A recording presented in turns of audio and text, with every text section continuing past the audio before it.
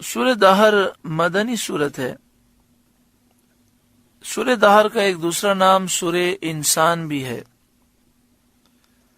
حضرت مجاہد، حضرت قتادہ اور جمہور مفسرین کے نزدیک یہ سورت مدنی ہے۔ قرآن پاک کی ترتیب کے اعتبار سے اس کا نمبر 76 ہے۔ قرآن پاک کے نازل ہونے کے اعتبار سے اس کا نمبر 98 ہے۔ اس میں 31 آیات اور 2 رکوع ہیں۔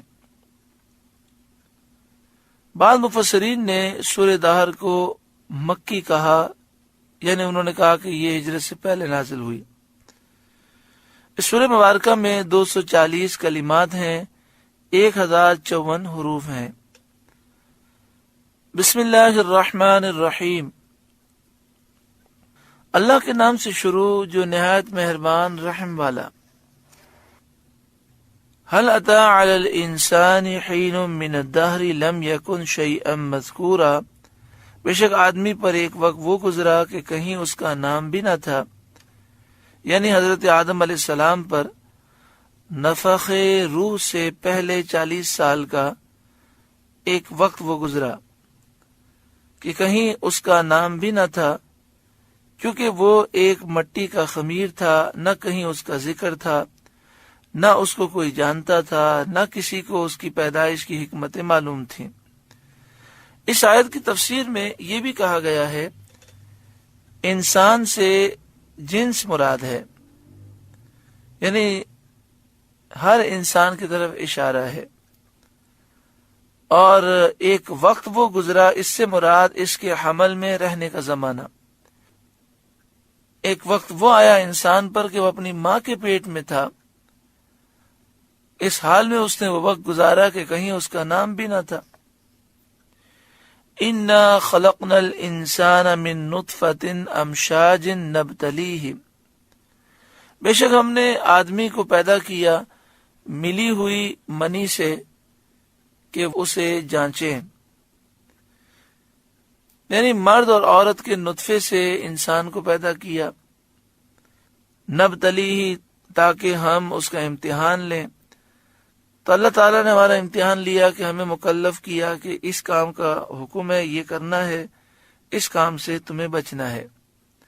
فَجَعَلْنَاهُ سَمِيعًا بَصِيرًا، تو اسے سنتا دیکھتا کر دیا تاکہ دلائل کو دیکھے اور نشانیوں کو سنے، اور سن کر دیکھ کر وہ صحیح راہ اختیار کرے۔ انا ہدیناہ السبیل اما شاکرا و اما کفورا، بے شک ہم نے اسے راہ بتائی، یا حق مانتا یا ناشکری کرتا، یعنی دلائل قائم کر کے رسول صلی اللہ علیہ وآلہ وسلم بھیج کر، کتابیں نازل فرما کر اسے راستہ ہم نے دکھایا۔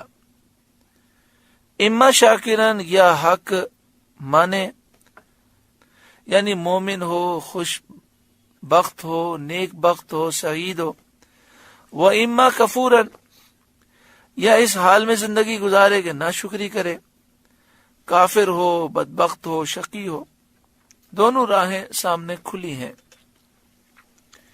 انا اعتدنا للکافرین سلاسل واغلالا وسعیرا، بے شک ہم نے کافروں کے لیے تیار کر رکھی ہے سلاسل، زنجیریں، وَأَغْلَالًا اور توق، وَسَعِيرًا اور بھڑکتی آگ۔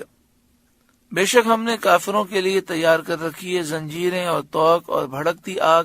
سلاسل کے معنی زنجیریں، جنہیں باندھ کر دوزخ کی طرف گھسیٹے جائیں گے، وَأَغْلَالًا توق جو گلوں میں ڈالے جائیں گے، سعیرا بھڑکتی آگ جس میں جلائے جائیں گے۔ ان الابرار یشربون من کأس کان مزاجها کافورا، بے شک نیک پئیں گے اس جام میں سے جس کی ملونی کافور ہے، جس میں کافور ملا ہوا ہے۔ وہ کافور کیا ہے؟